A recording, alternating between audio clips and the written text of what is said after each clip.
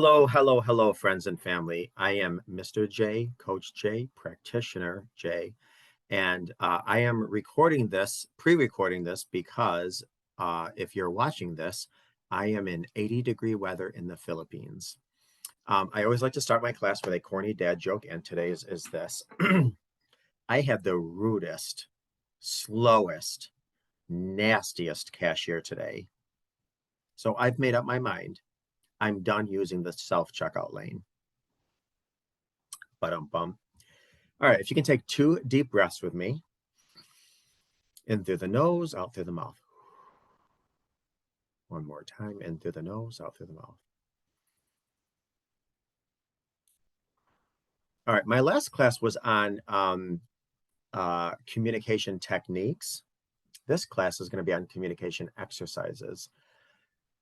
So much of the devastation in our relationship, from the mere tip of the iceberg to the bottom, is effective communication.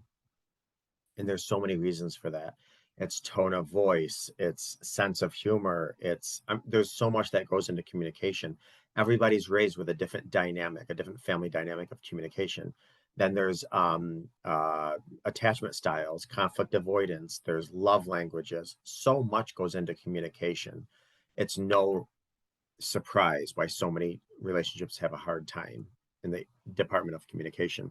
So I want to give you 8 communication exercises today. All couples should do on a regular basis, these communication exercises. Now, this class is more geared towards those that are reconciling and rebuilding. However, all communication tips are great to have in your toolbox for all the relationships around you currently, and certainly any romantic relationships that you have in the future. Good communication is the backbone of every relationship. Talking, listening, hearing.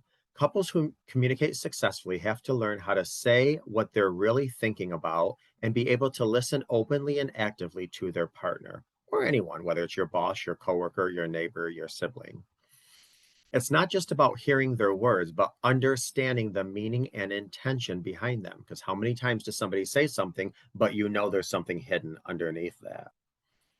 Those who understand this and who regularly work to improve their style are all the better for it. Less confusion and more clarity make for a much happier marriage. And that's why it's smart to have some communication exercises in your pocket and in your toolbox. These exercises are relatively simple and they don't involve too much time, but while they're short on commitment, they're big on payout, as they help you focus on such important skills as active listening, conflict resolution, expressing gratitude, etc. Vow to practice these exercises a little bit more in your relationships, or really just keep the principles in mind, like I said, in your toolbox. Chances are you'll have less miscommunication and more effective results-oriented conversations. So many times I hear couples say, we just started communication. Next thing you know, it escalates and we're arguing. And one of the frustrating things that I'm thinking is, are we talking the same language? So even on a fundamental level, communication is important. So hopefully some of these exercises will help you communicate better. It's number one, it's listening without interruption. One of the things that could easily escalate a conflict is when somebody interrupts another person. Now, you might be thinking, well, hold on, Mr. J, my spouse just goes on and on and on and on and on. And I get that. So, there might be times where you need to interrupt, but what this next first one is, is to kind of ask you to be very careful interrupting, and can you be a little bit more patient and listen to what your partner is saying without interrupting. So, it's common. One partner talks and the other person just waits for their turn to speak, or they just fully butt in. Pretty much everyone is guilty of interrupting, but we all need to be better, as it takes empathy out of the conversation and communication into a game of one-upsmanship, because a lot of people listen to respond, or listen to react, not necessarily listen to respond, and not necessarily listen to heal and to connect and to understand, just to, like I said, one-upsmanship. How many times have you heard or been told, well, you did A, B, and C? Has nothing to do with what was just said. It's just somebody wants to point out how you hurt them because they just heard how you hurt them, how they hurt you. So anyways, try your best to listen without uh, interrupting. And when they're done, maybe ask questions such as, how did you feel? Um, uh, or- the other person can say, how do you feel about what I just said? How do you feel about what I just stated? What makes it so important to you, what I just said? In that way, you're kind of, you didn't interrupt them and you're reflecting on some of the things that they just did. Two, expressing gratitude. And this is very difficult in the heat of the moment. I get it. But, two words, two syllables, thank you. That's it. Thank you. But they do have surprising results. Often it's the everyday little things that couples do for each other that often get overlooked. Simply think about your appreciation and take time to say, thank you for making me coffee, or I appreciate you filling up my gas tank yesterday. It's very easy to get complacent in relationships and expect the other person to do certain things, but we can certainly show appreciation, even if they do things that they're expected to do. Number three, mirroring. This is a technique I often give couples that I coach. Basically, in many discussions, one person speaks and the other one listens. And what happens though, especially if somebody goes on and on and on, the person listening kind of tunes them out. And so this is a good technique of simply trying to really thoroughly understand what's being said. Mirroring is a classic communication technique. It helps to prevent any tuning out, and it really does iron out exactly two people understanding what the other is saying. When mirroring your partner, listen to his or her thoughts and feelings and then repeat back what was said, following up with, did I get that right? Because you want to make sure that, it's just like if somebody sends you a text, you don't necessarily read what they wrote. We read who you are. So we're going to read with our own tone, our own translation, our own mood that we're currently in. So you have to really ask, did I get that right? Your partner can then confirm or deny whether or not you have it correct and then continue the conversation until they feel that they've been sufficiently heard. At that point, the listener can validate their partner's feelings by saying, that makes sense. And then if there's a question along with that, simply follow it up with asking the question. But right now, you just want to make sure you're heard. Even if you don't fully agree with everything that was said, at least now you have heard your partner and you can approach the conflict from a place of better understanding. The next one, number four, a weekly or daily check-in. Life is busy and it's full of constant distractions. Sometimes the best we can do is a very quick check-in. How was your day? And oftentimes that's, while you're passing each other, in the living room while texting. So this might work for a little while, but ultimately, if you don't feel like you have a scheduled time to check in with each other on a meaningful level, you almost start to becoming two ships that pass in the night. And I want to be careful because a lot of relationships, when this happens, it's vulnerable to an opportunity for other wedges to come into your marriage. So you want to prevent that.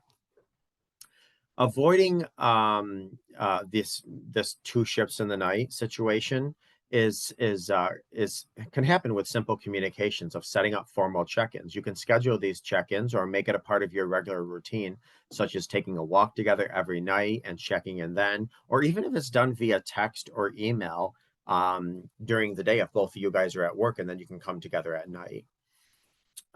Check-ins foster greater connection and communication, even with a hectic life when things are often overlooked and not talked about. And, I'll tell you, when it comes to kids and jobs and church and extracurricular activities and volunteering, life can really stretch you thin. So you got to kind of come together. You got to constantly build those bridges to your partner. Number four, it's called the when you I feel I'd prefer technique. So basically, this is a technique to help the other person uh, to prevent them from getting defensive. So instead of saying, you never do the dishes, it's when you I feel I'd prefer. So when you neglect the dishes day after day after day, I feel like you don't respect what I do. I'd prefer you do the dishes or ask me if you could help me do the dishes. So it's the when you I feel I'd prefer technique. Number six, stress reducing conversation. It's easily to trap into Your partner talks about these stress and you immediately think of solutions to their problems. Sometimes the best thing to do is just listen without offering advice. I say it all the time. People oftentimes just want your presence. They don't want you to start to fix things, go into your toolbox. They just want you to sit there and they want to be validated. They want to be heard. Sit with them. Even if it makes you feel hopeless and helpless, sit with them. Your presence is the best present you can give somebody at times. That's exactly what communication exercises for couple helps provide. It simply asks partners to take 20 minutes a day to listen to each other's stresses without offering advice. And if you're somebody who has a tendency to continually want to give advice, ask. Say, listen, are you telling me this because you need my ear or because you need my help? And they'll tell you, no, I just need your ear. And respect that. To show understanding, the listener must be present, ask questions, reflect what they heard their partner say or sharing, and validate their feelings. This exercise is meant to be a daily ritual that couples can do at the end of the day for 20 minutes. It helps them learn about one another's world and strengthens the bonds between them. But you know what? Even if you don't have 20 minutes, even if you have 2 minutes, hey, listen, just want to tell you, my coworker annoyed the crap out of me today. She kept chewing loud. The phone was ringing. She wasn't answering it. She was talking negatively all day. When I was on the phone, she was popping her gum. Like she's really, stressing me out.